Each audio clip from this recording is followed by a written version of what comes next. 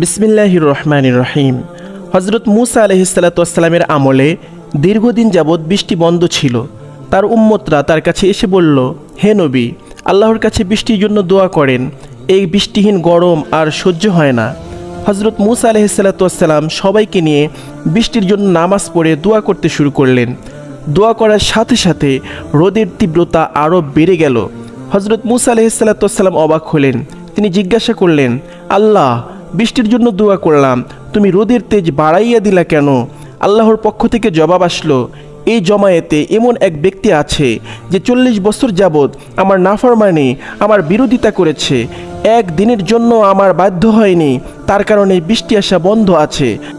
সেই অচেনা অজানা নাফরমান বান্দাটিকে উদ্দেশ্য করে মূসা আলাইহিসসালাম বললেন, তুমি এখান থেকে বের হয়ে যাও, তোমার কারণে বৃষ্টি আসা বন্ধ আছে।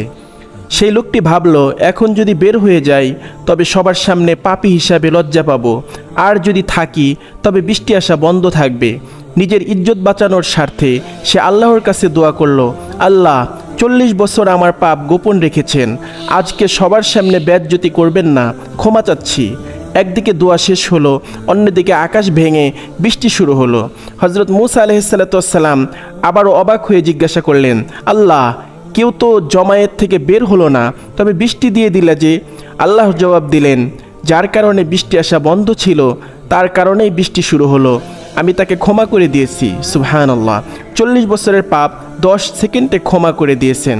হযরত মূসা আলাইহিসসালাম জিজ্ঞাসা করলেন, লোকটির নাম পরিচয় তো কিছুই জানালেন না। আল্লাহ বললেন, যখন পাপে ডুবেছিল তখনই জানাই নাই, এখন তওবা করেছে, এখন জানাবো। পাপীদের পাপ আমি যথাসম্ভব গোপন রাখি, এটা আমার সাথে আমার বান্দার নিজস্ব ব্যাপার। প্রিয় ভাই ও বোনেরা, আসুন আমরা তওবা করে ভালো হয়ে যাই, আলোর পথে ফিরে আসি। আল্লাহ তাআলা আমাদেরকে কবুল করে নিক, আমিন। ভিডিওটি যদি ভালো লেগে থাকে তাহলে অবশ্যই লাইক করবেন, কমেন্ট করবেন, শেয়ার করতে ভুলবেন না এবং চ্যানেলটিকে সাবস্ক্রাইব করে ফেলুন।